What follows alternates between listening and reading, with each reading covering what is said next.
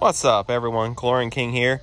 I've gotten a lot of requests to show what my Vac-To-Waste pump looks like. This is a portable system you can bring to green pools to vacuum out a lot of sludge or dead algae on the floor of the pool without using the customer system. I have mine set up this way because it's the easiest. I used to have a pump and filter system built in, but I found I never really used the filter system. I more or less just always put it to waste mode to vacuum everything out of the pool.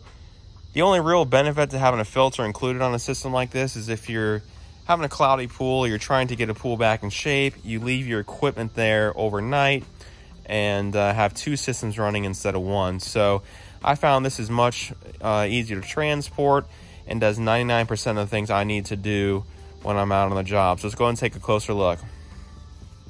First things first, being safe. We always want a GFCI plug to make sure that we are safe when we're operating the device near water. It'll trip if it recognizes a weird signal or there's some other type of safety issue with the receptacle you're using. Right here I have a 50-foot extension cord. Of course, this plugs into this and this plugs into the house. You want a minimum of 12 gauge on here, just like any other pool equipment. You don't want to go for 14 or 16 gauge. You always want to stick to what pool equipment is designed for, and that's a minimum of 12 or 10 gauge extension cord. Here, I went ahead and installed a switch here so I can control the on-off here at the pump instead of running the cord 50 feet away, priming the vacuum, and then having to run over to the wall to plug it in and then run back and catch the vacuum before it falls in the pool. Now, a question I get a lot is what horsepower should I use for a cleanup pump? And right here I have a 3/4 horse. I wouldn't recommend anything more powerful than that, because at that point you're going to have problems with the vacuum sucking to the floor, which you don't want to do in a vinyl liner pool, of course. Or just deal with having to turn the pump on and off to release the suction, because anything more powerful, that Pentair vacuum you guys are probably using, it's probably going to suck to the floor. So 3/4 or less. This pump I have here I bought brand new. It's a 3/4 horse Sta-Rite SuperMax pump. It's an affordable pump for what I need it for. I don't need anything more special, and it gets the job done right.